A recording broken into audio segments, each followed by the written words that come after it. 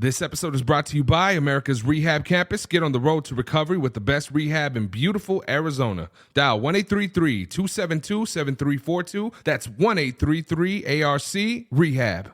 Hey guys, Buddha here. Thank you so much for tuning in to part 2 of this episode. Without further ado, let's jump right back into it. The tolerance just built and built. And so when I got detoxed, it was a hell of a process because I was going through not only the physical, but I had, let's just say this. How do I go about saying this? I had a hit put on my life from the person that was supposed to love me the most. And so I was going through all this at the same time. And it was hard, but I tell people now that I look back at it, it's only as hard as we make it. Yeah. It's only what we give way to. Yeah, I had, bro, you can ask the nurses here, but I detoxed cold turkey. No Suboxone? No Suboxone. Holy I took Suboxone for like a day or two. And it to me, God bless Suboxone if it helps anybody. Absolutely, it helps thousands, millions of people, I'm sure now.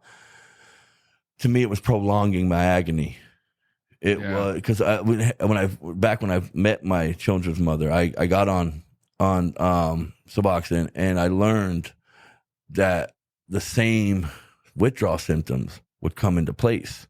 I'd get the hot sweat, the cold sweats. I'd get the flashy skin, the fleshy skin, the goose flesh. My head was hot. So it was the same symptoms that I was facing when I was getting high and withdrawing. So when I didn't have a Suboxone, which was much harder to find back then, I would just relapse on pills because I didn't want to feel sick. Mm. So this time, my brother Ray, like I say, he's a warrior. He told me, "Hey, homie, it's time for you to man up and grab your balls. Don't get on no secondary drug to cover up another drug." Now, again, I'm not discounting Suboxone. I have friends that have been on it and are staying sober. Yep. So if it keeps you sober and you're not abusing it, by all means. For me personally, it was, like I said, bro, my nickname's Tank. From my mother gave it to me as a kid. I had to hit it head on.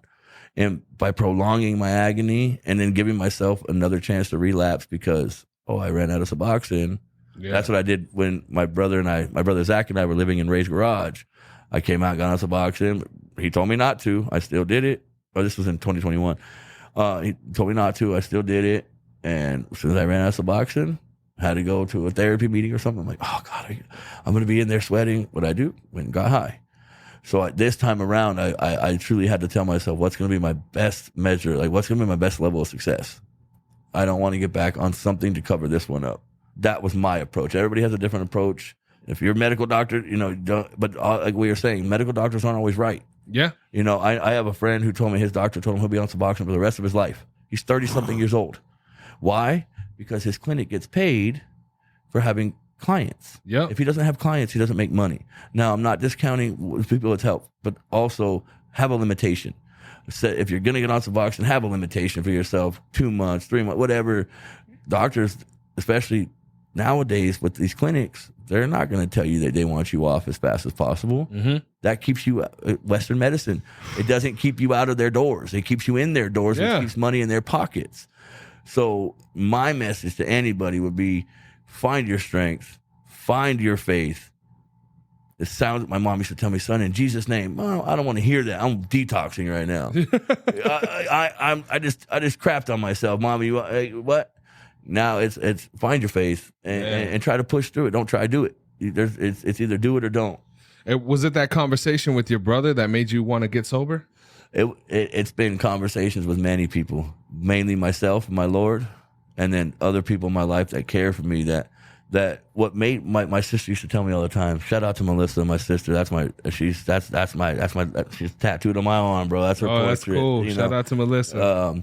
She's one of the many people, which I'm blessed. Again, not everybody has this, and I know this. I take this into account when I think about how I want to help people now. Is not everybody has a support system in their family, right? But that doesn't mean you don't have support, because there's so many different avenues these days to have support. I just happen to be blessed with a family that I did. My sister told me one time, your overdoses, this is a hard one. I overdosed in front of my daughter, not in front of my daughter. My daughter found me.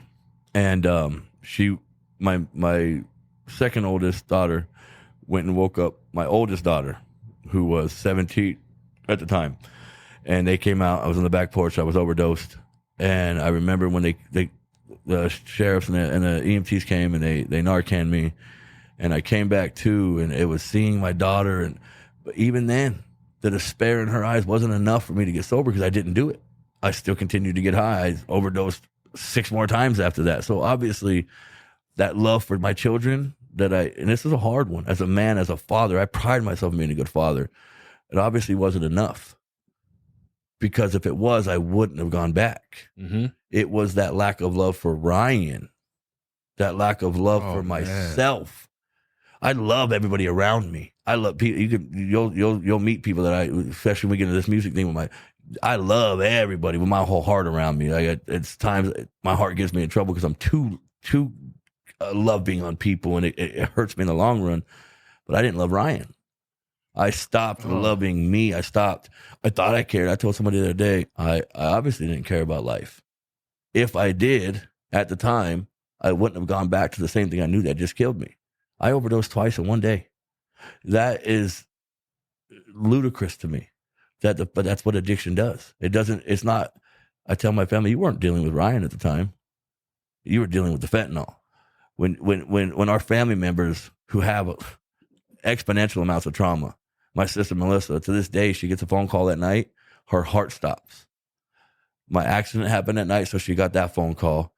She got the phone call that me and my brother were in prison at night, and she's gotten all my overdose phone calls at night. That is disheartening to me. My sister, who's never battled addiction, saw it in my parents and was like, I'll never battle with it. I'll never allow she's had to deal with my repercussions of my addiction, that she can't get a phone call at night. That's how selfish I continued to be. My family, everybody around me, I said I loved them, but did I? Because if I did, I wouldn't have done that. No, I told myself, no, I did love them. I just didn't love Ryan. Because life and death obviously was at a point that I didn't care. And I wanted to live, but I didn't know how to continue to live. So therefore, I dive deeper into that. So it's sad that all of the hurt we do, and we don't realize it. I tell people I didn't hurt nobody intentionally. There's some people that I'm not a malice person. I'm only provoked when I'm provoked. Other than that, I'm a loving, and I want to be there for others. I wasn't, and I was hurting them in the process. I hurt my whole family, years and years and years of it. Hurt them to a point that my sister said, Ryan, what's your rock bottom? You've overdosed in front of your children. You've continued to overdose. You've lost 2 businesses that you've had, your vehicles, your finances. And still, I didn't have an answer for her. This was probably in 2020, 2021. Didn't have an answer. It wasn't until 22, November, when I went to Buena Vista, stupid thought process, got caught with a phone in there, got kicked out of the detox program. They sent me over here. When I called my sister and my mom, and I'm still detoxed. I'm 3 days into a 150-day pill addiction. Yeah. I'm 3 days. I'm still detoxed. I'm sitting on the front porch right out here in front of Ark. And the devil was doing what the devil does. He was in my ear like, come on, you can just leave this place, go get high. You could, don't worry about it. I called my sister, and she had told me the night after Thanksgiving when I left her house, because that's where I was staying, she said, you will not be welcome back to stay in my home unless you are sober. If you are using, brother, my sister loves immensely, especially us siblings. She said, and she's crying, and she's telling me, she said, it would be the hardest thing I ever had to do, the hardest thing I've ever had to do, but I will not let you come stay with me if you are using. I will have to love you from afar. I will have to pray and hope that God intercedes, and my prayers intercede, because I cannot love you and let you kill me. And those words were so just, it yanked on my heart to the point, and even then, I was using that day. So it wasn't until I got in here and I started thinking about it, like, wow, that day sitting on the front porch when I called her. Usually my sister's the type that's like, what do you need, brother? Not financially, but you need a place to stay. You need a ride. What do you need? She'll help me that way. She said, brother, you're not allowed back here. Oh, man. And my sister's told me that before, right? But this time it was in her eyes. Her heart was coming out of her eyes. And my sister's, she's an emotional person. She was, brother, it's killing me to tell you this. It's literally, it's breaking my heart as I tell you, but I cannot continue to enable you, which will kill me. And I thought about it, and I think about it, and it's like my sisters had to go through things that she shouldn't have to go through because of my mistakes. So that was my rock bottom, as people say, was knowing that my family, who I'm very close with, like we are super close, was not turning their back on me. They were turning their back on my choices. They were done with my choices. They weren't done with Ryan. As soon as Ryan wanted to get right, my family's in full support. I mean, they support everything if it's right. And knowing that they're not going to be there because of my choices I had my boy. I was calling my boy, one of my boys. And it let me know, like you said, in the music industry, in the dope game, people that I've gone and made tremendous amounts of money and connected them together. And when I called them for a handout, which I thank God now, most of them were greedy punks in my thought process at the time. I'm like, bro, I just made you how much money in the last however long we've known each other? Because I help everybody. Like I said, even when I was fighting for the enemy's team and I didn't know it, I was always putting people on. Called about 4 or 5 different dudes who like I said, I've tremendously helped. Bro, I can't right now. Homie, you're sitting on thousands and you can't come bring me 10? That's crazy. That costs 30 cents to you? It just let me know that in the game, there is no friends. There is no honor amongst thieves, right? It was never like, oh, Ryan helped me out every time I needed it. Now let me go help him. And like I said, now I thank God, because had one of them came through sooner, then I might have been dead. You know, Man. the one dude who did call back, I said a prayer. My mother, this is what really did it. My mother came up here. She just had hip surgery. Her and my stepdad, Dale, came up here. And my mom gets out with her walker and she's praying for me and she's crying. And she's like, Mijo, I don't want to die and go to my resting place in heaven, knowing that you have these problems and that you're not okay. And it was just that as a father, I'm thinking, like, how would that make me feel if I know I couldn't help my child? It was a helpless feeling. And it was all those culmination of things that were just like, all right, my buddy was calling back. He was going to come over here and hook me up. I hung up the phone and I walked inside. And I prayed right at that moment, Lord, give me the strength, because I don't have it. I want to answer this phone. I want to get high and we'll worry about it later. And I thank God that the Spirit came upon me to say, nope. I hung up that phone. I didn't even answer it. I turned it off and I walked to the lobby doors.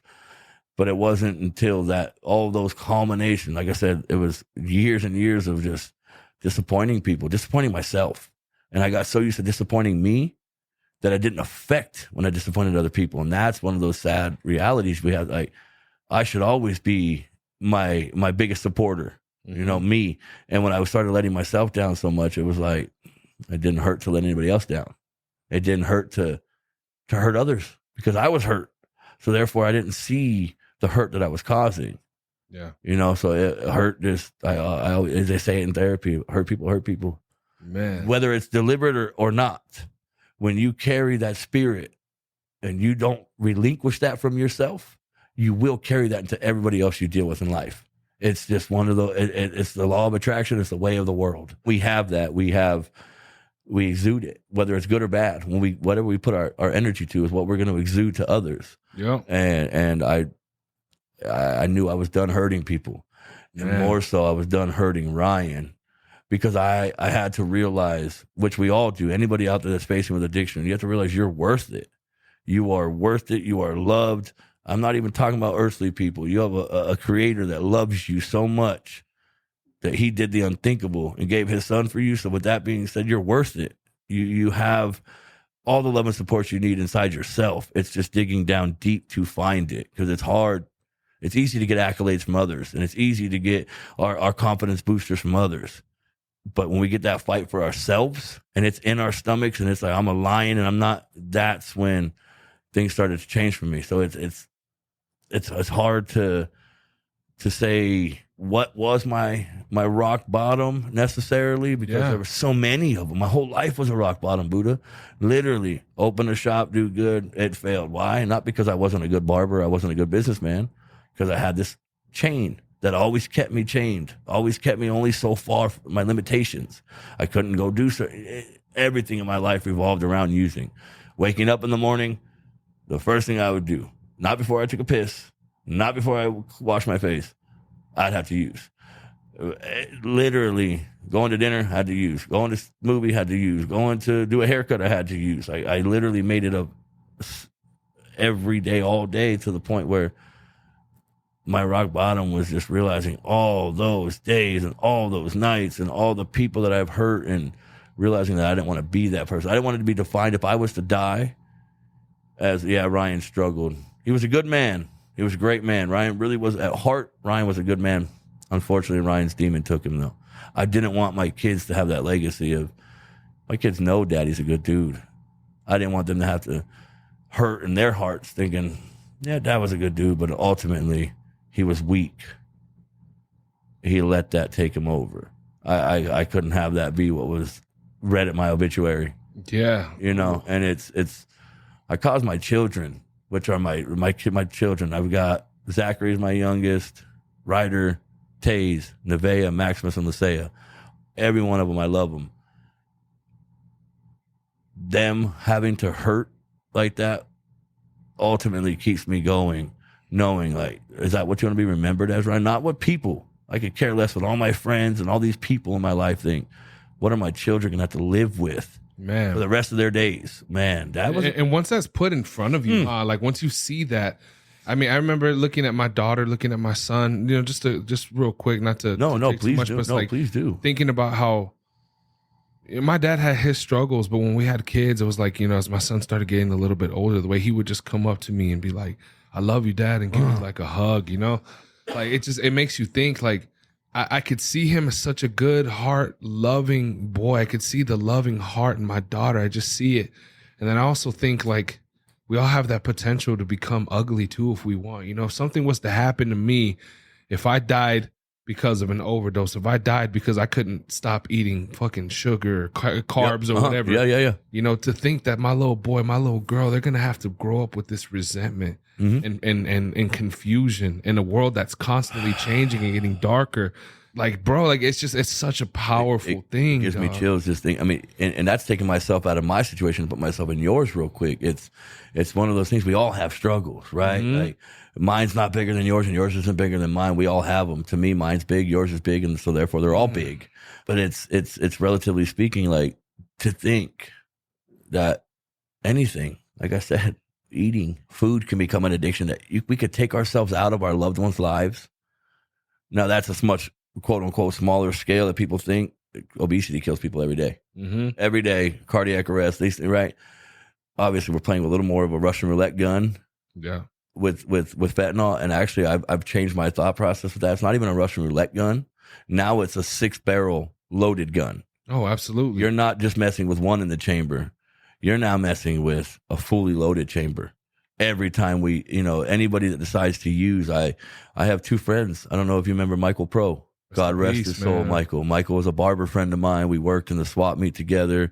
I got the chills, man. Me too, right here. I seen him.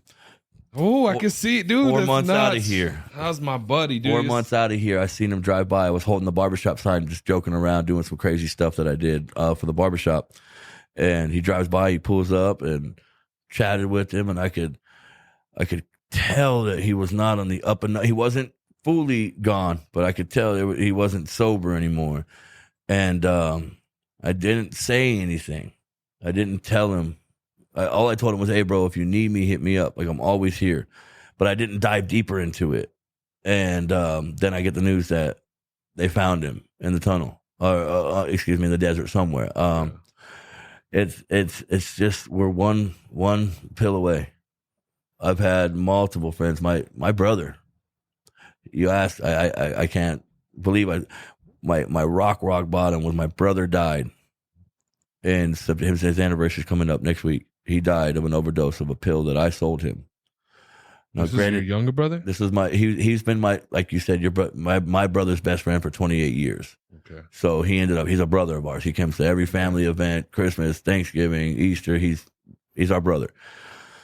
Great dude. TJ, rest in peace. He one of the best dudes I've ever known. He struggled very minutely compared to what I did, what I had. He used to be the dude that's like, brother, how did you, one of the strongest men I know, become addicted to a little piece of pill? Like you're not. And I used to tell him, man, F you, get out of my, you don't know, get out of here. Years later, not through my hands, but he got addicted to a friend of his. And then he understood, right? He understood the battle. And unfortunately, he lost his life. And it wasn't something he had intended to do. He's got 4 beautiful children. Man that always had his stuff together, bro. Had his nice cars, his own place, his house, his mortgage, his home. Good looking dude. Had all his stuff together. And I sold him when me and my brother Zach were getting sober at my brother Ray's house.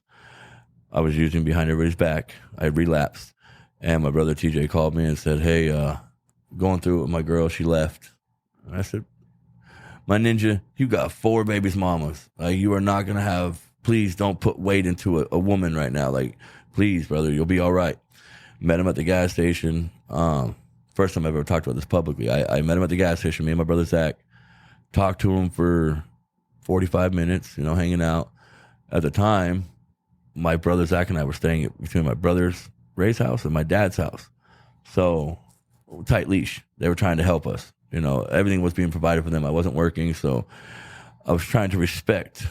I say trying because I wasn't. I was trying to respect them, and so I was using behind their back. So I left my brother Ray's, met TJ at the gas station. He's like, hey, going through it. My heart hurts. I said, bro, you're going to be all right. He ended up going home that night. He stopped and got some more. I get the call at 7:38 in the morning from my sister. Me and my brother Zach, we're laying down. I get a call. My sister's bawling. And she says, TJ's gone. And obviously I'm just waking up. It's not registering. I said, what'd you say, sis? And I could hear in her voice, she said, he's gone. And my brother Ray had found him. And that had been his best friend of 30 years, almost 30 years. And even then, my guilt was high. My guilt was, I had never had as much shame and guilt in my life, in my entire life. So it went to be what did I know how? How did I cope with events? I went and used the same pills that had just killed my brother and my best friend. Same exact pills, same person that I got them from. Didn't even think twice about it. Literally didn't even think twice. Went and got some, got high. And his funeral was probably the hardest thing I've ever dealt with. Having to hold his babies and see my brother, who was so full of life, such a good, inspiring, athletic, good dude, good father, seeing him laying there and not being able to comfort his children. I put myself in his kids. I put my kids in his kids' position, and having to see my family members hold my children. And still, the seed was planted in the sense of I was still trying to get sober, but that event catastrophically led to, that was like the tip of the iceberg, but all the other events of people leaving my life and now having people die around me. I lost my cousin Enrique 3 years back in November. Same thing, overdose. Knowing that I could have prevented them in some capacity, I wasn't assisting them, even though I thought I was assisting them in getting sober. At some points in their life, I wasn't, because I wasn't being an example. Yeah. I wasn't leading like I should have. And like I said, that is the hardest pill I've ever had to swallow in my life. I've swallowed a lot of hard ones. That was a really, really hard pill to swallow, knowing that ultimately, now that I've come to my spiritual growth, I didn't make him do anything. But at the time, it wasn't easy to tell myself that. It was, and I dived deeper into using. But that seed was slowly, 2 months after, I was like, you know what, I'm done. I absolutely am done. And it's just, he can, now the service in which I feel it's been put on my heart by God is to save. That's why, like what we talked about, being able to go and help the lost get to a place like this, is so I can help the TJs of the world. I can help the Enriques of the world. I can't help my brother and my cousin, who I love dearly.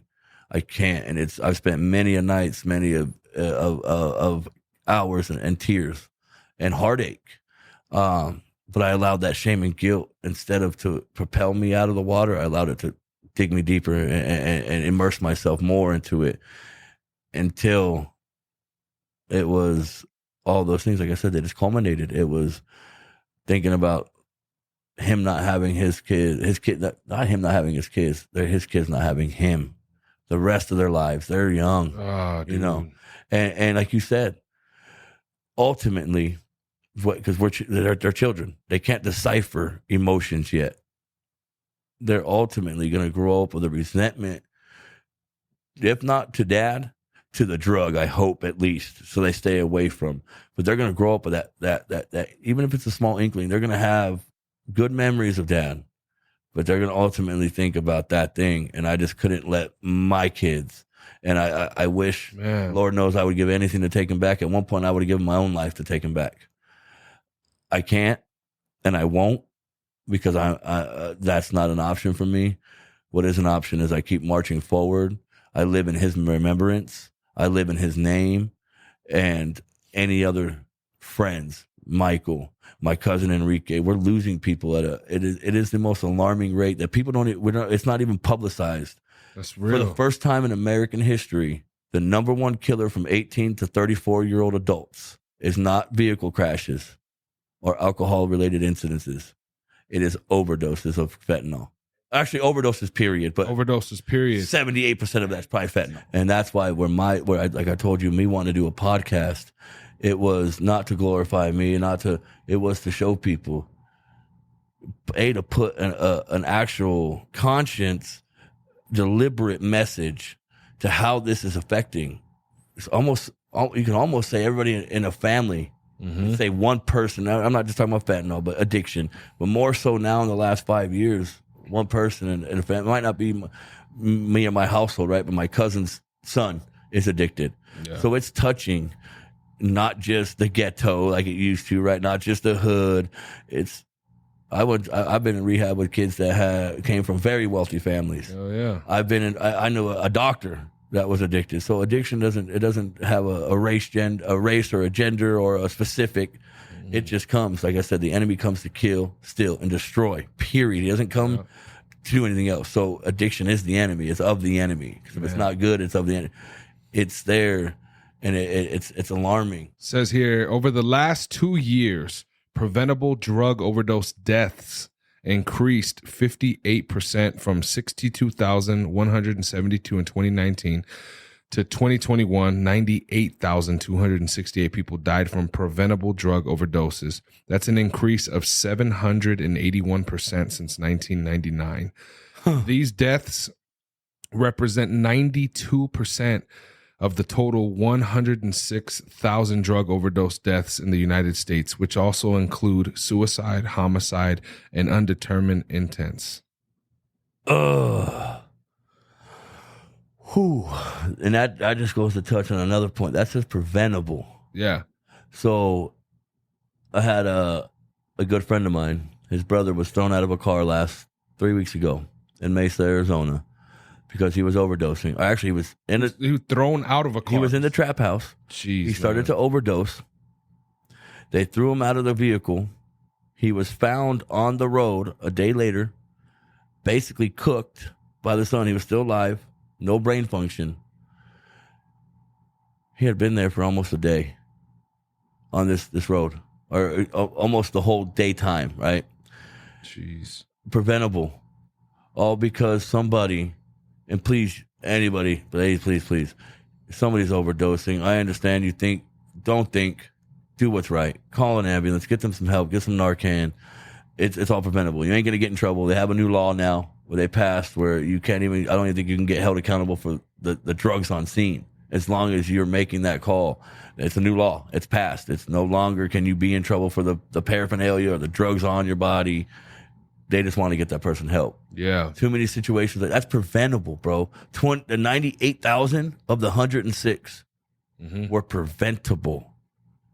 Not they got there and there was nothing they could do. And like you said, the overall effects of it. I mean, all of the people that are affected, the kids, the families with not having their mother, their father, the brothers, the sisters, grandparents even, bro. Oh yeah.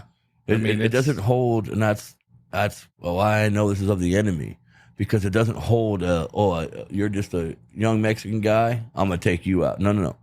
It matters nothing to what he's going to do and the path he creates of destruction. God, bro, that's crazy. And that's just America. Yeah. We're just talking U.S. numbers. We're not talking anywhere else. We're not talking about the U.K. We're not talking about China. We're talking about the United States of America. Yep. 106,000. That's 1 year.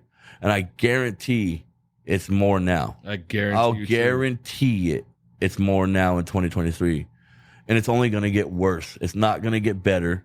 It's not going to continue to, it's only, the only way it's going to get better is you fight the enemy with love, and you let people know that they're loved, they're worthy, they are special. Amen. And that they can overcome. We can't fight it with anything else but love at this point, because the enemy's doing what he wants. In 2022, drug deaths nationwide hit a new record in 2022, bro. 109,000. It's going to keep climbing. You know, listening to your story, man, I mean, I don't mean it in any disrespect, and I mean it in a good way, because I'm exactly the same way. You're a hard head, dog. Absolutely. You know, and I'm definitely the same way. Do you remember a wrestler from Tucson, a white boy? He was half Mexican. His name was Rico. He went by Rico. His first name was Cameron. He went to Amphi. He had a tattoo right here of a scorpion on his neck. Do you remember him? He's one of my best friends, bro. One of my best friends. And your story reminds me a lot of him, in the sense of, like, he's a hard head motherfucker, dude. Hard head. Yep. My boy Rico now is, I don't know if you knew him back then, but he was addicted. He had a lot of substance issues. Okay. My boy now is like a fitness guru. He's living in Wisconsin, but I mean, this dude is doing yoga every day. He's staying active. He's in the best shape of his life, dog. Like, looks completely different. Homeboy is beast mode, bro. He's doing so good.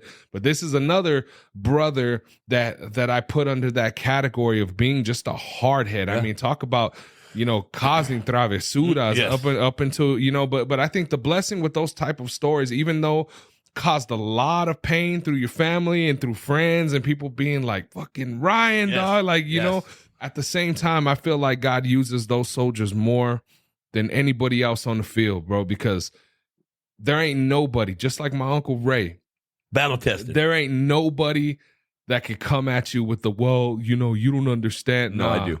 Yeah, absolutely. And that's what, like you said, it's Bishop T.D. Jakes says, the farther the drawback, the farther that you got that you went into the devil's arms. When you actually get let go of that, he put it in a space of an arrow and a slingshot. I mean, an arrow and a bow. Once it actually gets let go, the farther that you had to get pulled down, when you let go, the higher the trajectory is going to be. And that's just, and I got to tell people, it's not that. It's that he knows we're battle tested. God only gives his strongest battles to his strongest warriors. And I got to tell, I mean, I'm better than you, because if anything, that just means I had to go through a whole lot more of heartache, pain, personal self-destruction to get to the point that I now let the Lord's will be done. And it's so many blessings have come to me, and I tell people I didn't get sober to have, I don't ask the Lord for blessings. I don't ask him for financial blessings. I just recently got on the track you're on. I need to start getting financially more sound. So I'm praying a little bit more, not to Lord bless me with money. Lord bless me to know how to use my money better. David Ramsey, bro. I'm telling you, I will send you some shit. Yeah, I got you, bro. Change my life, bro. And it's that thought process, right? That maturing that comes into play. All these things wouldn't have happened if I hadn't made that first step of many. I've tried to get sober. I've been in probably 5 different detoxes, 6 maybe. I've detoxed thousands of times at the house by myself on the bathroom floor. Ooh. Caca, throw up in the shower, just trying to not feel like I'm like thousands of times throughout my 17 years of addiction. It's all of those things that I remember that keep me on where I'm catapulting to now, because it's a shitty lifestyle. I don't know one addict that can ultimately in their heart tell me, yeah, that's how I want to live. Now we make the choice because we don't have coping skills. We don't have the method, the support group we think, but it's all there, especially here in the United States now. I mean, there's help, but it starts with that first step of I have a problem. It is uncontrollable. I cannot. I'm a rabioso. I'm a hard-headed dude, but I'm also. I got this. I I can do it. Man up. Nah, didn't work for a lot of years. Yeah, just man up, Ryan. Didn't work. I had to dive deep into what was causing that, but it didn't start until I made that step into a rehab. So anybody who's dealing with it, asking for help is not a weakness. It's actually a sign of strength to me. Yeah. To me, vulnerability. I'm a big guy. You guys can't see me. I'm a big boy. Strength is not in what we call strength. Strength is in vulnerability to me now. Amen. I look at it as a grown big man. I've been through a lot in my life. The most strength I've gotten was being vulnerable enough and being able to let the Lord mold me as clay enough to come into a rehab facility. And not everybody has that opportunity to whatever means you find necessary or you put into play to get sober, to start to find those vulnerable spots, those spots that hurt. I had to dig into my childhood, bro. I had to dig into stuff that I was like, huh? What? And then once I started really digging into it, I'm like, and like I said, a lot of it's been therapy that I had, some therapy I had here, but then I self-therapied and I dove into it myself and I got into my own thoughts and my own past and really dug into, okay, Ryan, why were you feeling that way? Why were you doing that thing? Okay, did it make you feel like, and they're hurt, they're hard. Yeah. It's a hard process to go through, but nothing worth having is easy. And I tell people now, 9 months on the other side of this, I was just here 9 months ago, literally. I left here 9 months and 4 days ago. January, I got out the day before New Year's Eve up here. And that small amount of time, by me putting away the hard-headedness, by putting away the stubbornness, by putting aside the shame and the guilt. That's one thing that my pastor preaches on, and it's huge because it's kept me in my addiction.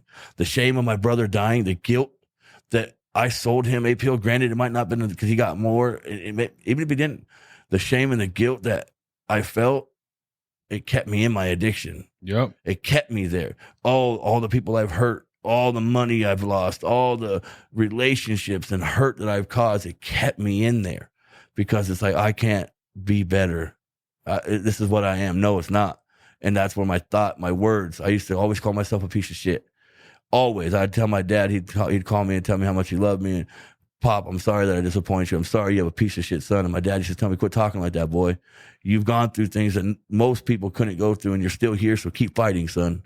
Good for him. And those types of people in my life reminding me, you're not a piece of shit. You're not. You made some bad decisions, but you are not your decisions. Yep. Right. That's something we need to remember as addicts in recovery or people that are trying to better their lives. Remember that those events and those people in your lives are planting seeds, and that it could be a stranger.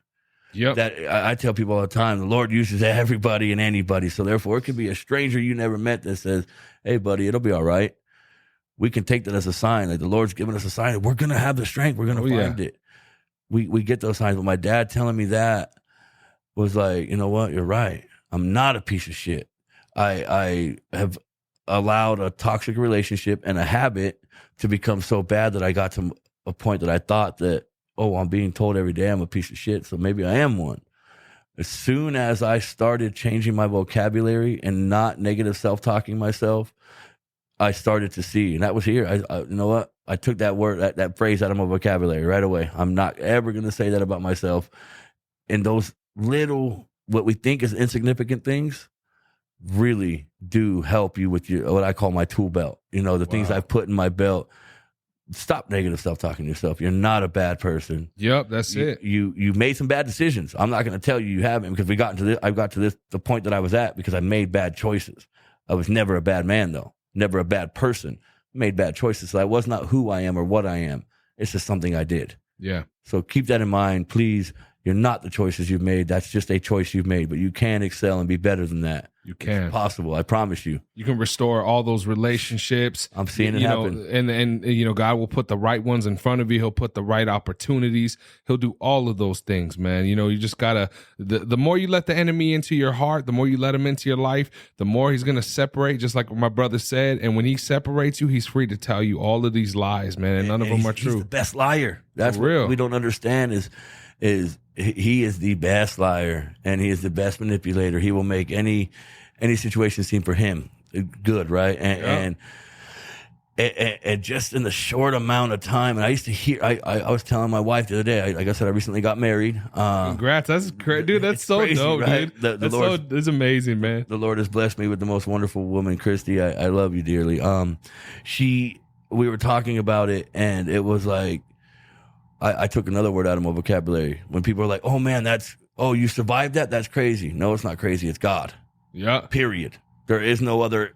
I'm not going to explain something I can't explain, so therefore I know it's God. The situations in which I've been through to lead me to where I'm at now have only paved that road. And like I said earlier, it was a lot of heartache, but it's one of those situations when I really started to give my heart, not just my words, my heart, Lord, like use me and my situation to help someone else, and your will be done. If I can reach one person, and let's say the Lord gives me another 5 years or another 5 months, another 50 years, I don't know his time, but let me be a light for somebody else so they can come out of the darkness, because that darkness is shitty. It is the worst place to be. But I know there's better because I'm now here. And I used to get jealous. I was telling my wife, I said, babe, I used to get jealous and almost envious of friends of mine, not in a bad way, like, oh, I don't want you sober. But like, damn it, why can't I have that? Yeah. Why haven't I obtained what they obtained? Why, like, and I would beat myself up over it. Like, look at you, bro. You don't want, and now that I'm on the other side, it's like, I know that it started with a surrendering of my heart. Dude, that's it. Once I surrendered, I've known the Lord. I've had the Lord in my life since I was 11, 12 years old. Once I surrendered my will to his will, I said, you know what, Lord, that song, Jesus Take the Wheel. Yep. At this point, I'm no longer captain. I'm a co-captain. That's it. You captain this ship, bro. I'll co-captain because that's my job. Yeah. But because that discounts it. And I will now make sure that I play accordingly, right? Dude, it's nuts, bro. It's so cool, like to see you like in real time, dog. You're like, but nope, like flipping it up. That's cool. It's all those little, like I said, we think are insignificant things that stack up to be monumental. Yeah, it's those little things. I used to hear breathe. You want me to breathe through this urge that I'm having to use, lady? Yeah, okay, whatever. And but when I went into it, I tell my daughter all the time, when you go into something with that outlook, a negative outlook, you're going to get a negative outcome. I promise you. Yeah, that's real. The law of attraction never fails you. So therefore, this time around when I came in, I was doing, I forget who did breathing. And I'm like, breathing? All right, Ryan, you've never given an opportunity to really think about it. And sure enough, I started putting those breathing tactics I implemented them. Value information, right? Not until I apply it will I get success. So, okay, if all these people are saying it works, my dad used to tell me, they can't all be wrong, son. Yeah, that's real. So let me try it, because therefore, up until then, I hadn't tried it. Now I do it. So it's those what we think in the beginning. It's hard for us to switch our minds, right? Because we're going through so many different brain reactions. Our serotonin's off, our dopamine's off. We're sick. We're not thinking all this through, right? But just start with going through the motions. It sounds so, okay, Ryan. No, I promise you. That's real. Go through those motions. I was just telling my wife the other day, breathing, we forget to breathe in those moments, right? Through a breathing exercise. If I forget to breathe in life, I'm dead, right? Yeah. I take that same account to all these, like I said, at one time, what I consider insignificant, now we're like, they're monumental. If I start getting to a point, I know my anger gets to a point. Now I need to breathe myself through those times, because that little bit, when we take our parasympathetic and put it to our sympathetic nervous system or vice versa, we have the opportunity, we have the power to do that. Yeah. But it's through what I used to call stupid. That's stupid, lady. You want me to breathe?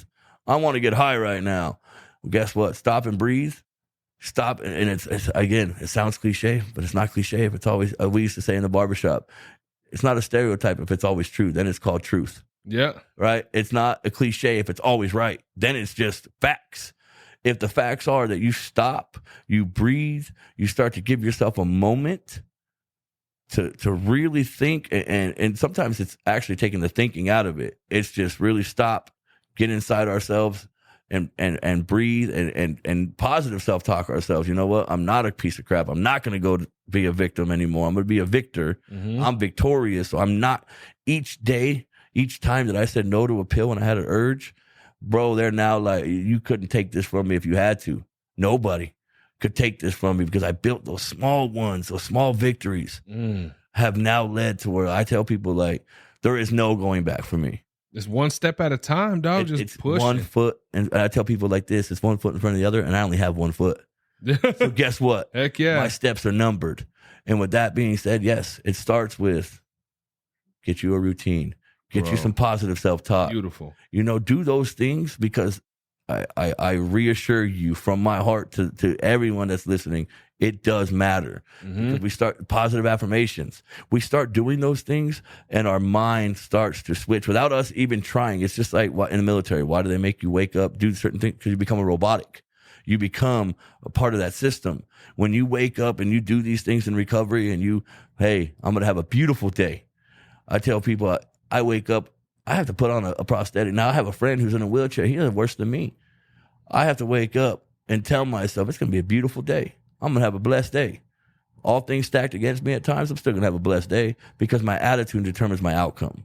And how I approach any situation is going to ultimately determine what I get out of it. Yeah. And yeah, people say, oh, recovery is hard. It's as hard as we make it. That's real. Plain and simple. And with men out there, it's grabbing the cojones.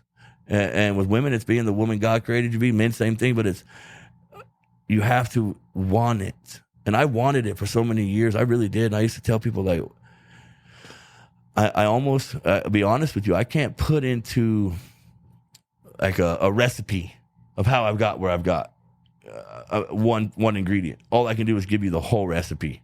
Yeah. You know, one ingredient wasn't just one ingredient. It wasn't one rock bottom. It wasn't one bad. It was all these things that are now, and the same thing with my recovery. The same thing that I look at it the same way in the sense of it's all these things that I keep building on. When I was doing bad, I was building on the bad. When I'm doing good now, I'm building on that good in my life. Mm-hmm. And it starts with those little, what we consider insignificant things. Those little accumulative things all together on top of God's will and everything else. I mean, it's a lot. And my brother Matt, shout out to Matt. You know, he always talks about how recovery is a tailored suit.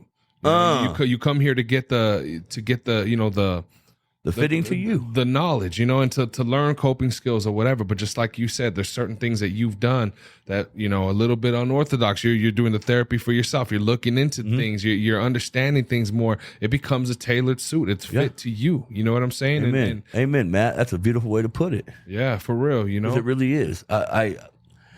What works for me won't work for you, or might not. I can't say it will, and I can't say it won't because we don't know yet. Yeah. All I know is what works for me, so I'm willing to give that advice out to anybody. And I'll do a weird correlation. I tell people in barbering. I've been a barber 15 years now. I tell people, you take 6 different barbers that you like the way they cut, and you take a piece of what they have, and you make it your system. Guess what? You now got a great system. Mm-hmm. So it's taking pieces, right? It's not just like Matt said. It's a tailor fit suit to me. It's not a one size fits all. Yeah. It's not a JCPenney suit. This is a tailored suit. This is my shoulders, my chest, you know, each person's going to have a different walk. Each person's going to have a different battle. At the end of the day, it's still a walk and it's still a battle. Yeah. Nobody's is less, nobody's is more. It's just what it is. One of the smartest things I've heard from a therapist. This is actually how I got my wife. There you go. There you go. Take notes, guys. Take notes. It's in a sense of emotions are emotions. They're all neutral. None of them have a label until we as humans label them. A good situation is only good because we say it's good. Yeah. And that's the label I put upon it is how I justify or how I say what it was, right? I labeled it. It was good. It was a good day. Well, or it was a good emotion or a bad emotion. No, I labeled it now. It's just an emotion.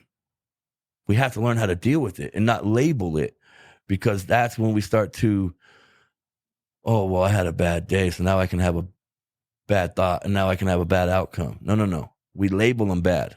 It's just an event. It's just an emotion. They happen. Now we have to learn how to not put weight into them and say it was a bad day, because that negative thought process will keep us where we're at. But keeping that mindset of I'm going to be positive, I'm going to have this thought, this outlook on it, will ultimately rearrange how any situation is going, whether it's recovery, whether it's a relationship, whether it's our lives. Labeling them only gives them power. Yeah. That's why I say triggers. I'm not discounting anybody's triggers. I have triggers, but I don't call them triggers. Now I just call them their life. Life happens. It's going to happen to me. If I label everything a trigger, I'd be walking around this town still using. Yeah. Because everywhere in my town, here in Tucson, Arizona, I've basically, spent 80% of my life here. I know people everywhere I go. I'm at Apache Lake this weekend and I see 3 people I know. We're 4.5 hours away. I've been in barber competitions 5, 6. It's hard to get away from in a small town if you put it that way, if you label it that way. Oh, it's hard for me. I had a friend, he lives in Bisbee. Oh, it's hard to get away from drugs because I live. Bro, my drug dealer, right? My ex-drug dealer, what I thought was a good friend of mine. Because in that life, like you said, with the rap industry, everybody's your friend. Yeah. Everybody was Buddha's friend, right? When you had something to offer them. Now that you're doing your thing and being a man and maturing and being a father, how many of those people reach out? Very, very few. I'm lucky if I look online and they still haven't blocked me. See, and no, that just goes to show the way of the world, the way of that, what we thought was quote unquote, for you, as I never thought using drugs was cool, but you in the music industry, you thought was cool. Those people ain't had no love for you. At the end of the day, let's keep it real. The people that I made these dudes thousands, tens of thousands, hundreds of thousands in some case, and couldn't get somebody to help me when I quote unquote needed it. They're not your friends. Yeah. Anybody that gets high with you ultimately is not your friend. They're not even a friend of themselves right now at that point. I wasn't a friend of Ryan when I was getting high. I wasn't a friend of myself. Because of me being your friend, I have major love for Buddha. Buddha and I have major love for this dude. If I see him getting high, please beat my ass. Be a friend would be to whoop you and then talk to you and pray for you about it, right? Because we're homies like that. A real friend's going to do that. And now I've had many acquaintances in my life, many, that say they're there. But at the end of the day, if you're bringing bad onto my life, you're not good for me. You're not a friend of mine. Yeah. You are now just a hindrance in my life, and I have to remove you at all costs. I tell my wife now, I don't care who it is. If you're toxic in my life, my mother, if she's toxic, I got to remove you. And it's not that I don't love my mom. It's that I now love Ryan. And one thing I heard, and it used to kill me when people say, you got to be selfish. I don't know how to be selfish in that sense. I used to think, right? I don't know how. I was always selfish because I was using all the time. So when I'm like, well, I don't know how to be selfish and put everybody before me. Yes, you do. I mean, put myself before everybody else. Yes, you do, Ryan. You've been doing it for years and years and years. So in my recovery, I had to get selfish for my life, because my kids, your kids won't have nothing if you're not here. Yeah. So let's be a man. Let's be real, because these conversations are hard. That I had to have with myself, that anybody who's listening, going through recovery, looking to go through recovery, you'll have to have these with yourself. I call it a gut check, a man check. Back in the day, what we used to call it, I'm going to gut check you. I'm going to check and see where your heart and your gut heart check, bro. Yeah. Let me heart check you real quick. I had to heart check myself. I had to, hey, homie, you say you're this, you say that you're strong, then man up and get strong then. Quit letting this little itty bitty pill control. It didn't it controlled my life. My every thought, my every action was using, or how I was going to get high.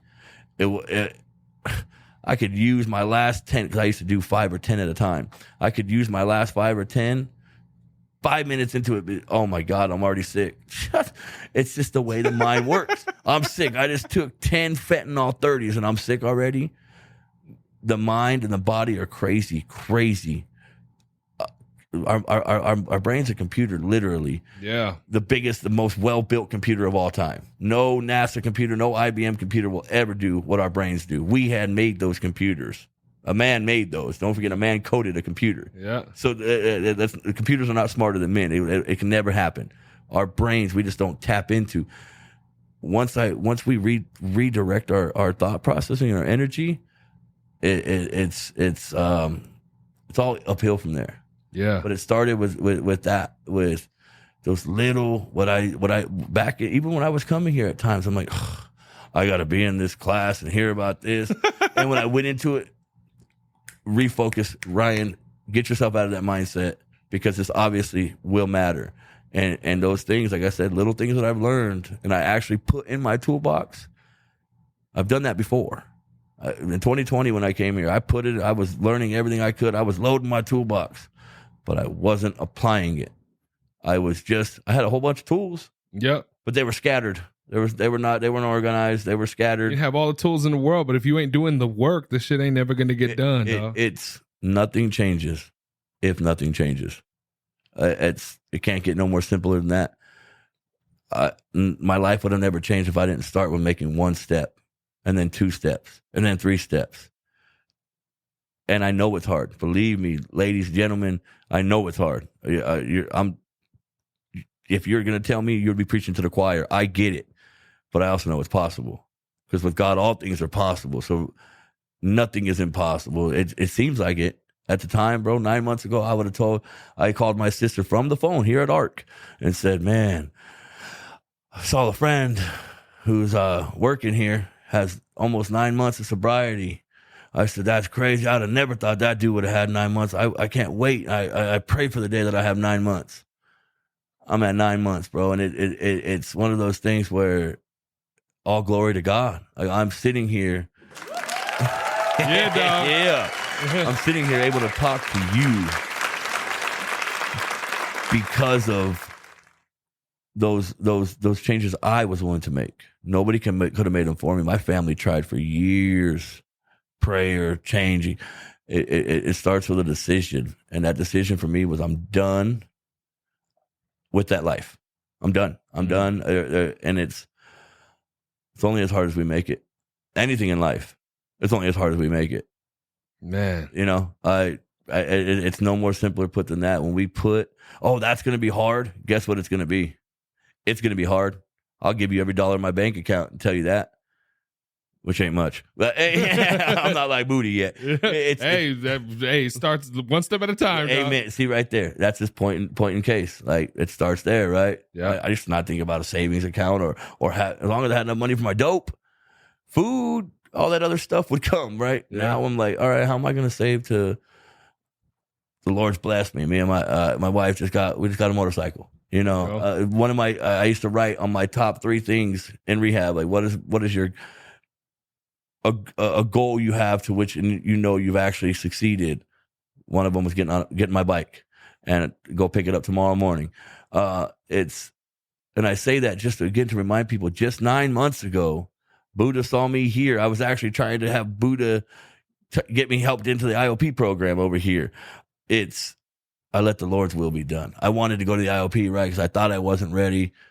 Bro, I hit that ground running, and it's only as hard as I made it. Man, that's so dope, dude. I don't have urges. I don't get it. It's because I don't put weight to them. As soon as they come, my mama, I love you. The old trick she used to tell me, in Jesus' name. Bro, to me, as a believer even, it sounded crazy. And I think of homeboy, Jesus Christ. Yeah, Mike Servin. Mike Servin. It's one of those issues, those circumstances where if all else fails, right? And I went to that point, and I knew the Lord. If all else fails, and now if something comes up, not today, Lord. Not today, Satan. Yeah. Lord, give me the strength, because Satan, you ain't winning today, bruh. You ain't getting me. Like, it ain't going to happen. Over my dead body now, literally, will I go back to that point. Not because I'm stronger than any other man or woman that's listening right now. I'm actually, I consider myself at one point, I used to consider myself strong. I got to be the weakest of any human because I allowed myself to get there, right? With that vulnerability aspect of strength that I said, it's as humans, we have insecurities. All humans. I've never met a human without them. we allow the devil to use those to play into his hands, to continue, right? We might not even know it's an insecurity. We might not even know it's a problem, a quote unquote trigger that we are either A, allowing us to keep there, or B, allowing us not to get out of there. Right? I'm insecure. I don't know what the world's going to bring. Like I said, bro, at 36, I restarted my life. And I am so thankful that I did, because otherwise I would not be. I don't tell people I might not be. I would not be here talking to you. I honestly don't feel as if I would be alive still. And that's not like I almost died because I was in the passenger seat of a car. No. I died so many times, and it took all those situations of the darkness for me to know the sun, for me to know the light. And it's that situation of that, keep trucking. I tried for 7 years of true trying to get sober before I finally got it. Man. So please keep trucking forward. Situations happen, life's going to happen, but I promise you, if you continue on a path of just righteousness, I'm not talking, like I said, not everybody believes in God. So I don't even go to everybody with that approach. Just being a good person. No other hype. Believe what you want. Just being a good person and watch what happens. And it's making those small decisions. No, I'm not going to use today. No, I'm not going to allow that person's toxicity to come into my life. No, I'm not going to allow that person's negative energy to affect me. This is my bubble. You can't have none of it unless you're on if you're not in good graces, you're not in good standings, you're not allowed in here, because this is sacred now. Hey, you know the parable of the sower, right? No, I don't. Well, the parables where Jesus is talking about the sower that throws the seeds. Do you remember that in the book? Oh, okay. Yes. It either grows in the rocks or the birds take the seed or whatever. Like, I honestly, bro, like I've been thinking about this a lot. It's like our soul, right? I don't want to lose too many people, but I'm going to just be real. Like, our soul is like the soil, which harnesses all of the nutrients, all of the love that, you know what I mean? And we have two types of seeds. You have like the beautiful plant that can grow, and you have the weeds. Right? Yep. So it's like, if you hold on to hate, envy, jealousy, any of these things, those are seeds, those are weeds. Yep. And if you allow your soul to harness those, it's going to grow into your entire life. It's going to take over. And eventually you're sitting there looking at a mess. How do I get rid of this? Right. It's the same with love. It's the same with helping our fellow brothers and sisters. It's the same with going out of your way, doing things for other people, loving one another. Those seeds grow into beautiful things if we allow them to. Amen. But we have to allow it. Yeah. And that's where it's huge, because we've all had those seeds be planted, right? Good and bad. Like you said, both weeds and flowers come from seeds. Yeah. We allow anybody, whether it's ourselves or any other loved one or person in our lives, to plant bad, we're going to get a weed. We have to remove those weeds, though. If I'm a gardener and I'm going to go out and garden, I have to remove the weeds before I can plant flowers. I cannot plant flowers where weeds grow, because they will intertwine and the weeds will kill off the flowers. Yeah. I didn't think of it. That just came around when you said that. We got to remove those weeds. You have to. You have to. It's one of those situations where there's no option for me. It's not like, oh, well, if you are a weed in my life, you have to go. Now, if you come back and figure out how to make yourself a flower, then let's plant you. Yeah, that's real. But it doesn't mean I'm not going to sow into you as being the good person. In this parable, I'm a flower harvester. Doesn't mean I won't come back to help plant and get your weed to grow into a beautiful flower. Just means I am not going to always associate with you. One thing my wife said, she pointed out, like I told you before we started our podcast, the Lord's put on my heart to do some things years ago that I'm now, because I'm being obedient. First, I surrendered. Yeah. Then I'm obedient. That's how I got it. That's, to me, how my recovery happened. I was surrendering to his will, not my own. And then I was obedient to what I was called to do, what I was told to do.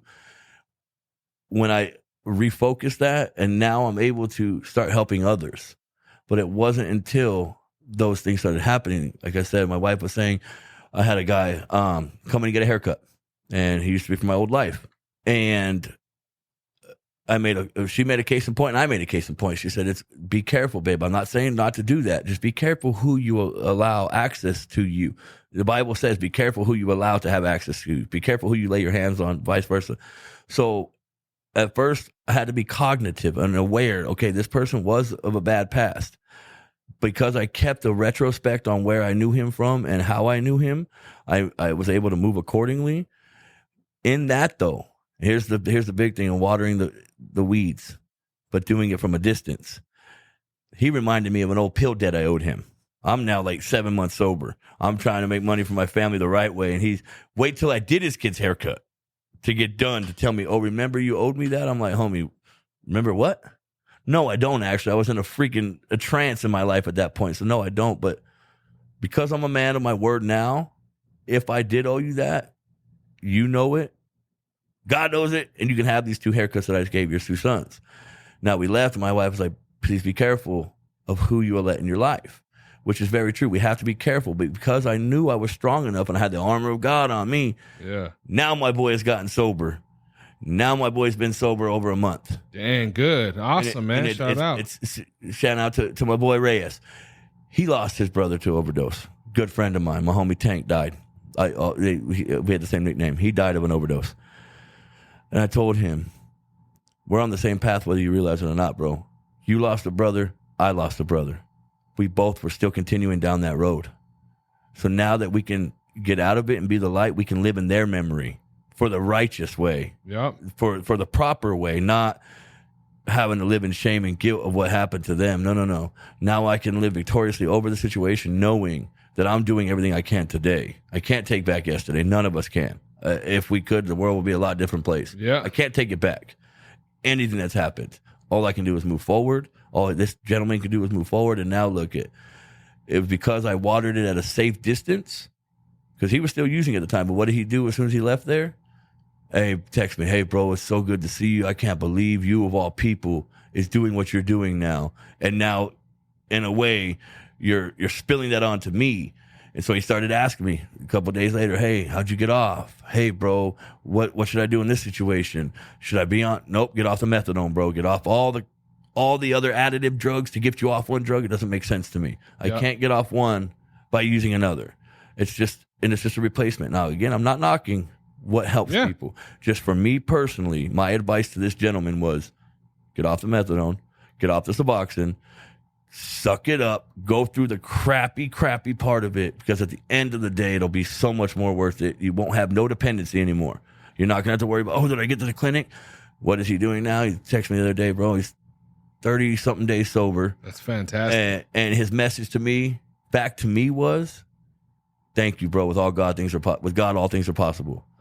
So it's continue to water, but know what you are weak enough not to be strong around, and do it from a distance. Because me and my path is to love. I want to love people. Doesn't mean I have to love you up close though. If you are not good for me, I will love you from afar. And I will continue to try to make myself better with what, we have hurts. Like I told you, my kid's mother put a hit on my life to where four Carfuls and Sicadios pulled up to the hotel I was at. I had to learn to forgive her for that while I was in rehab, detoxing from all the pills. Like I said, that was a transgression you don't get over easy. This is the mother of my children. I forgave her with the Lord's strength, not because I wanted it for her necessarily. I forgave her to release that bondage from my heart, from release the hate that was stewing inside me. I was thinking up wrong, bad, thinking just opposite of what I should have been thinking, right? I bet. Because I was allowing it to stew. But it's a moment that I gave it to God and said, Lord, I forgive her because I know you forgave me. Things in my life just started to change because I was really willing to forgive her for something that most people wouldn't. It doesn't mean I will ever want to be friends with this person. Doesn't mean we'll ever have any type of good standing. But I didn't do it for her. I did it to release that from myself because it was going to be destructive for my growth. My growth was not going to excel if I held on, like you said right now, holding on to anger, vengeance, hate, any type Lust, envy, all that lust, all of those sins, right? The 7 deadly sins, they all trap us, not the other person. It traps us. We're trapped. I was trapped in my hate for her because of what she tried to have done, that I wasn't growing at the time. I had to truly release and shed it. A friend of mine said, Ryan, this is your season of let go. Let go of things in your past. Doesn't mean forget them. Just stop letting them hold on to you, because you don't hold on to them anymore. And that was one of those prophetic moments. Like, you know what? Again, I don't care necessarily in a human form. I don't care what people's beliefs are. If they're trying to get recovery, I tell people I don't go into a spiritual realm necessarily. I'll tell you what mine is, but I won't push that on you. All I'll tell you is at the end of the day, you making these right decisions will only propel you further in life. In the same sense, you make bad decisions, you're going to go down the rabbit hole that I went down. And it's inevitable. It is inevitable these days that if you continue to use the point that I got to in my life, I said, Ryan, if I continue to use, I'm going to end up in dead or prison. Those are the only 2 options I have. I'm not going to have a happy life and do all the things I want to do. No, I'm going to end up dead or in prison. That was the only 2 options I had at the end of my. Man. I literally, it wasn't. Like I said, I was trapped. My brother, I tell him, he used to, when we get upset, we throw those mean words around. I said, brother, I was never a trap, but I was trapped. I was trapped in that vicious cycle of addiction and doing anything, bro, I was driving illegals just to get high. Yeah. Like, and it's I was telling a friend of mine, like, her brother's going through it. And I said, you're not talking to your brother. Again, like I said, you're talking to the addiction. We all did things in our addiction that we would have never, ever expected to do. You could have asked me some of it takes us down there. It does. There's no other road. It's such an ugly. And hopes that shame and guilt will keep you going down and down. That's what it wants. Yeah. That's what, like I said, we won't even call it, we'll call it just, that's what bad wants. That's what evil wants. That's what, it wants you to stay stuck there. It doesn't want you to prevail. It doesn't want you above. It wants you there in the pits of despair. Crazy. Misery loves company. Crazy. Hurt people. Misery loves company. It's plain and it's that simple. Like, you see people with bad auras and bad energy, they don't hang out with positive people. They're not hanging out with good, uplifting people. They're usually hanging out with people like them. Yeah. Right? Birds of a feather flock together, right? So that's part of changing our everything. That's awesome, dude. No, dude, I mean, it's incredible, dude. The growth and everything that you've been doing, it's been a true blessing, and I mean that from the bottom of my soul, dog. Like, we even prayed before we did this podcast. It's a blessing to see you doing well. I know you said that you had just done some dope, like, amazing stuff for the community. What are you doing now, man? Yes, sir. So now, as I said, the Lord's put on my heart a different direction, a path now, and it's to be fishers of men and women, children, all alike. Okay. And that's just all I can do is show you what I've been through and where I'm at now. And it's like the whole saying, you can lead a horse to water, you can't make it drink, right? Mm-hmm. All I can do is put out there what I've got. And the Lord put on my heart years and years ago. Again, I wasn't obedient. I wasn't surrendered to do as I said, I'm a barber, to do an event. Actually, back in the day, it was never on my heart. This just goes to show God's power, not my own. Yeah. Back in the day, it was like, I'm going to go out and put a little canopy up and put one barber chair and do some haircuts for some people that are struggling. Now that I'm obedient and I'm surrendered and I'm doing what I feel has been placed on my heart to do, is I have a brother who's still struggling. I love him dearly. One of my best friends in the world. And when him and I were trying to get sober, as I've mentioned in the podcast back in a couple of years back, maybe a year or so back, he had told me about when he was living in the trenches, I call it, in the tunnels here in Tucson. We have an aquatic tunnel system that's supposed to irrigate when we get monsoons and major floods. Well, a lot of I don't call them homeless, a lot of the hopeless community they dwell in these tunnels and in these, just abandoned buildings and whatnot. And I thank God I've never had to live that way.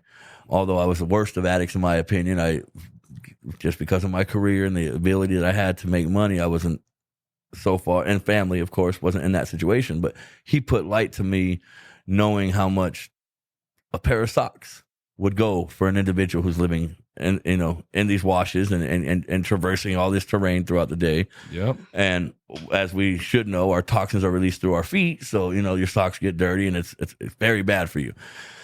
So he was telling me that how an older man gave him a pair of socks one day, and that made his day, and it brightened him up. And I'm like, a pair of socks for real? So started, getting into prayer and fasting about it. And so it was Haircuts for Hope is the ministry that I started. We did our first event was in May.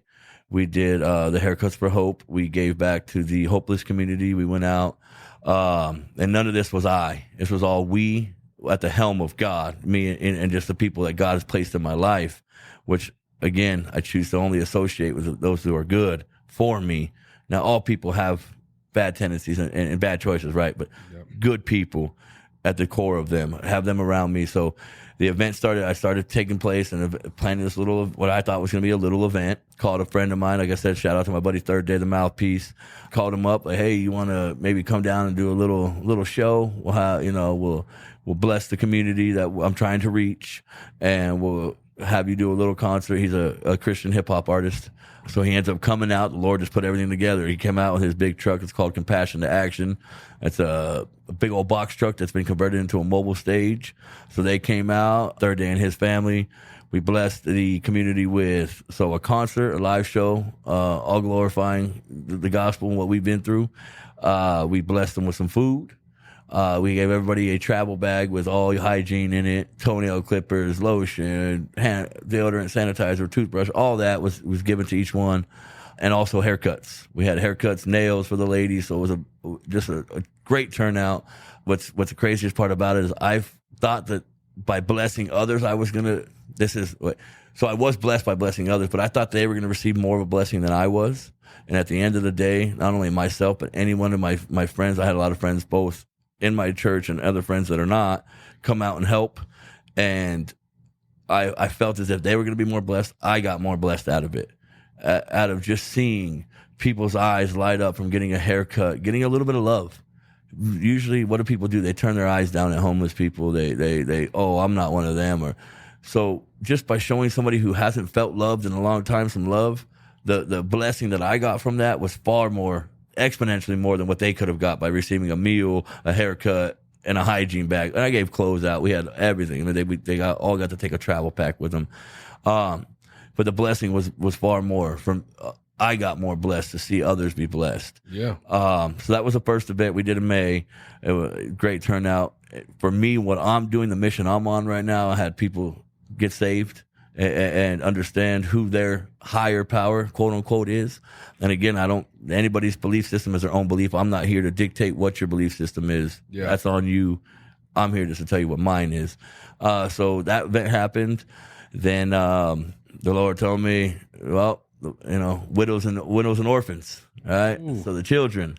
Ooh. And I'm like, all right. The Lord's voice. All right, boy, I can't. You try to deny the Lord's voice, you get in trouble. So I'm like, all right, bro. So like I said, the first event, I only planned on having a couple chairs, me and two other barbers out there under a canopy, and we were going to be cutting hair. And it turned into be far more. The Lord just does what he does. He comes in, and I tell people, Jesus shows up and he shows out. That's what he does. How many people? Oh, it turns like so. We cut that event. We cut 70 haircuts and did probably at least 10 females nails and hair. So they got their hair and nails did. Majorly, what more importantly to me was there was 3 souls, because like we talked about, It might real quick. If anybody's listening, if this interrupts or this hits your spirit, it's not because of anything else other than it's your spirit that is hitting, right? My spirit or Buddha's spirit's affecting yours, but that's not a bad thing necessarily. That's that little conscious voice that's like, wait, maybe I can listen to this. Maybe I can continue to see what they're talking about, right? So I learned that sometimes our spirit will affect other people's spirit, especially if we're doing right, or vice versa. If we're doing wrong and someone's doing right around us, usually they conflict a little bit, right? So anyhow, we did that.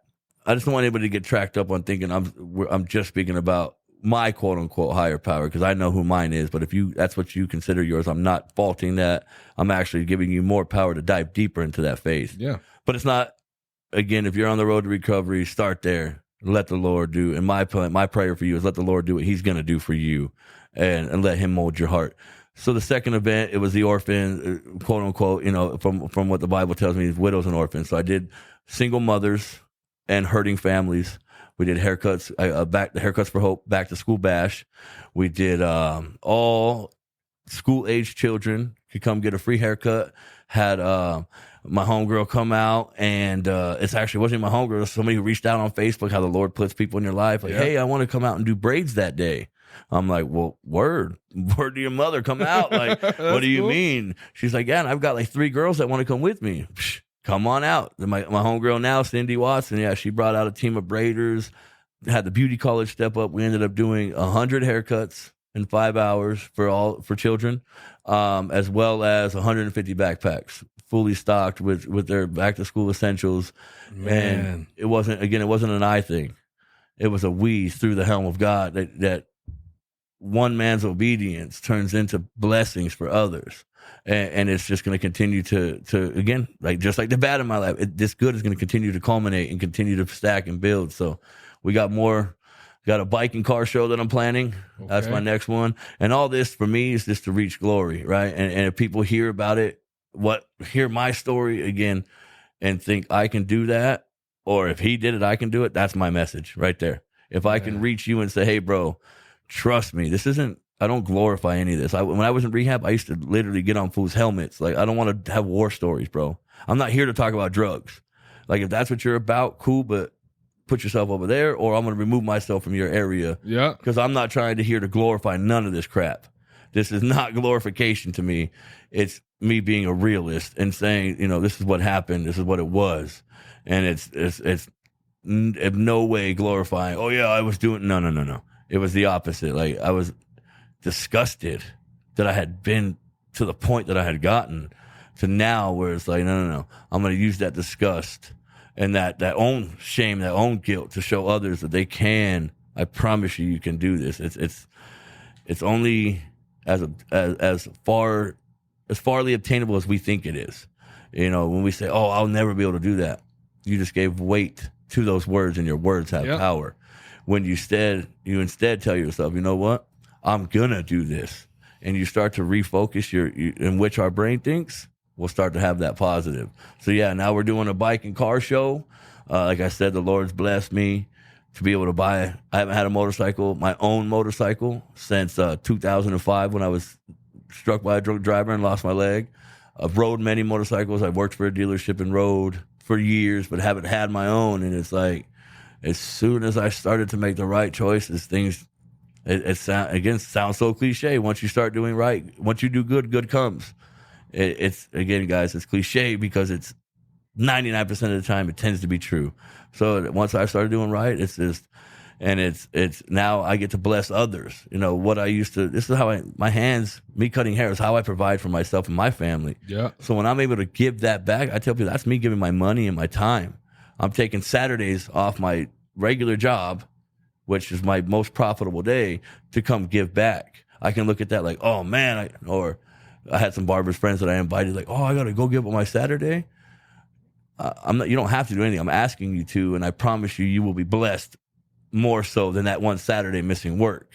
And it might not be monetarily. It might be a blessing of seeing a kid that hasn't had a haircut in months and never had a good haircut, get a haircut and his eyes light up, and now he's excited about going back to school. That's enough for me. That was worth all. I tell people these events are hard. I never realized it until I got into it. And I didn't start it out to be like events. I started out to be something real small just to give back. But that's what the Lord does. He multiplies my thought into his vision.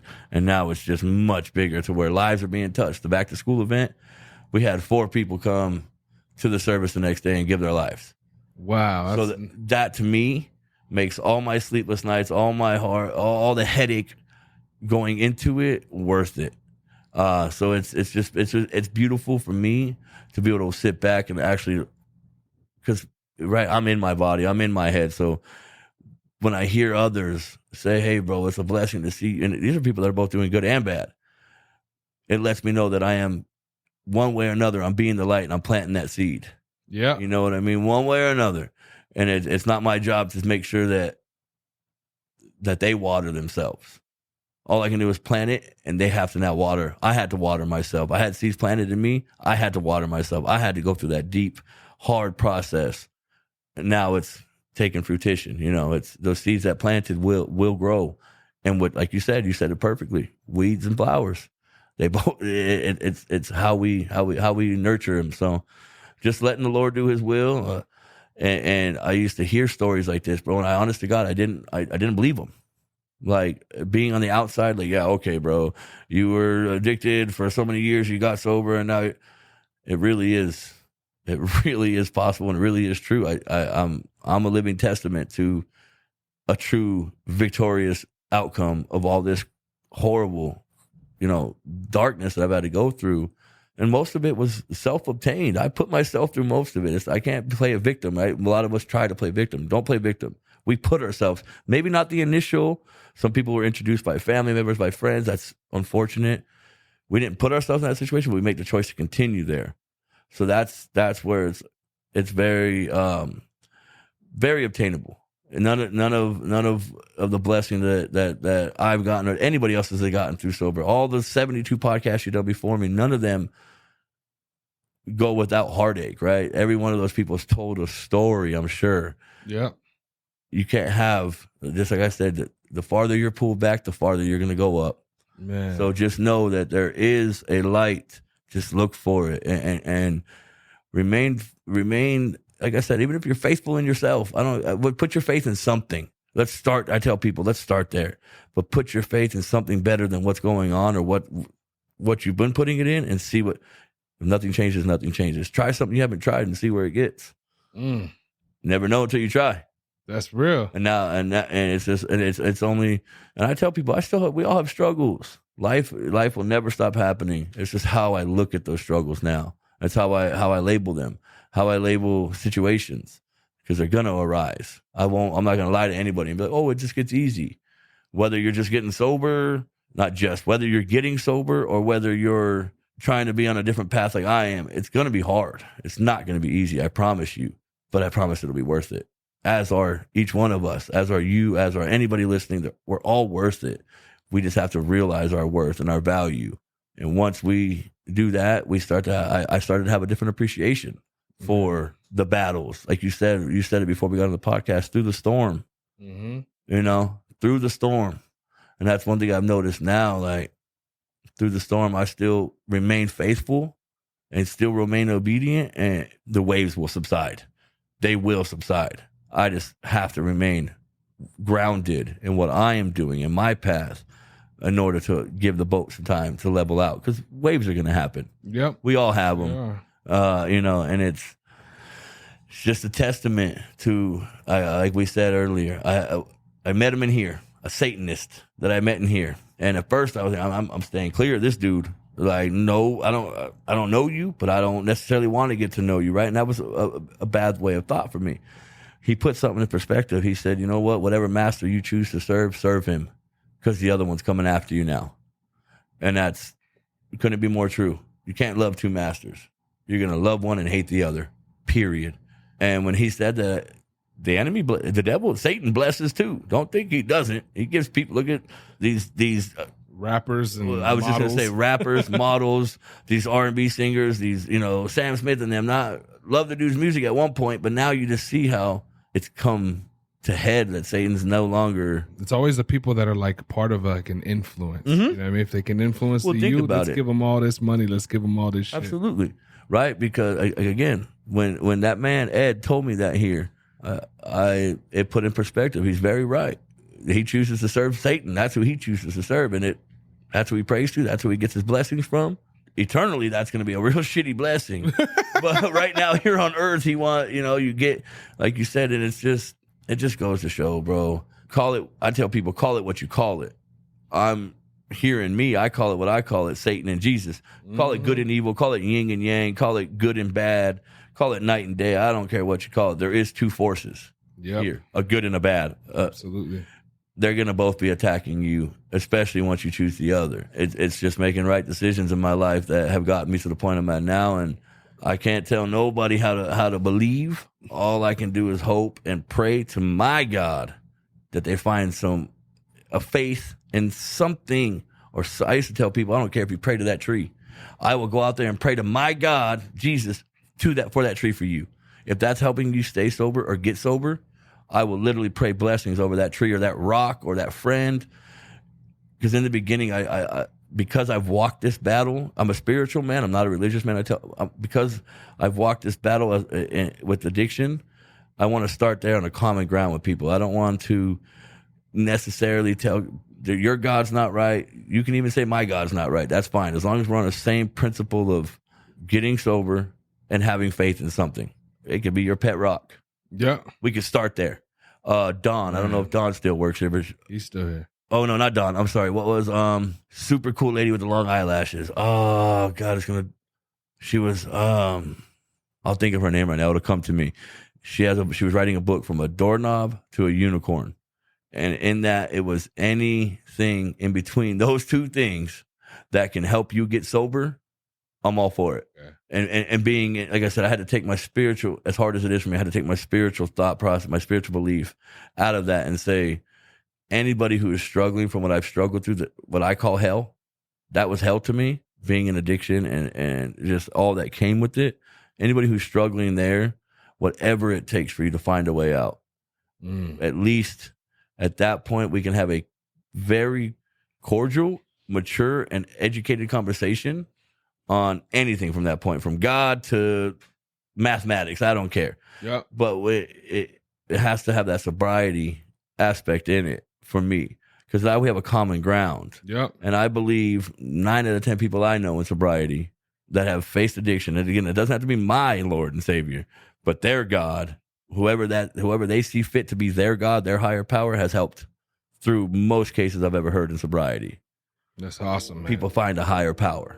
You know, I just, man, I'm what a huge blessing to have you in here today, dude. Thank you so much for coming through and sharing your story, brother. You know, it means the world to me. Thank you, bro. Just thank you. Brother, very much. Thank you for being the beacon of light you be to people. You're one of those people that when I came back, it's hard to come back, right? And that's one thing I urge people. Please, if you've been to a rehab or a detox facility, a recovery facility of some sort, and you're like, oh, I don't know if I can go back because I was already there. Wrong thought process, please. I have a friend that took him. He's been at this rehab facility 8 times. As far as I know, he's still sober today.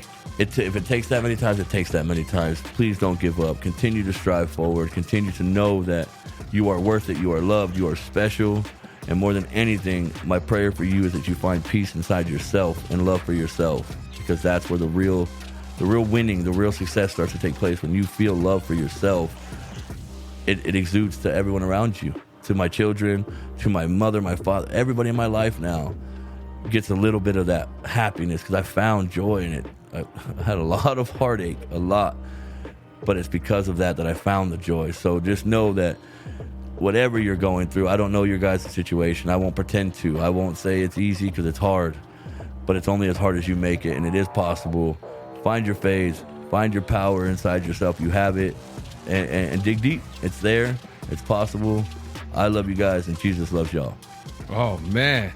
Ladies and gentlemen, give it up one more time for my brother, Ryan, coming through, man, and blessing us with an amazing testimony, brother. Thank you so much. Your words are truly inspiring. To all of the listeners out there, everyone, wherever you're at, please, man, if this touched you in any type of a way at your heart, your soul, share it with a loved one, a family member, a friend, whoever it may be.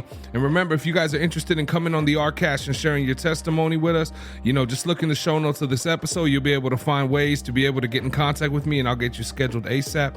For everyone else that's listening, thank you for the continued support. Much love. God bless you all, and we will definitely see you on the next one. Peace. We love y'all.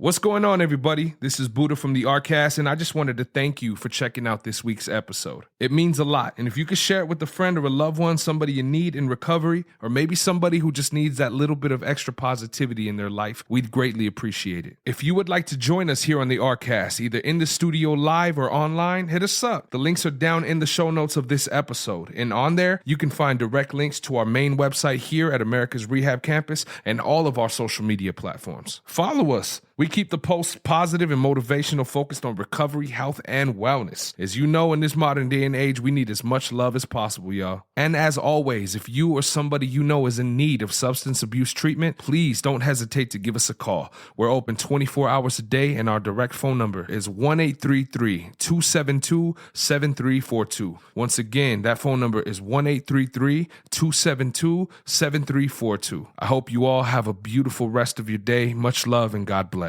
Peace.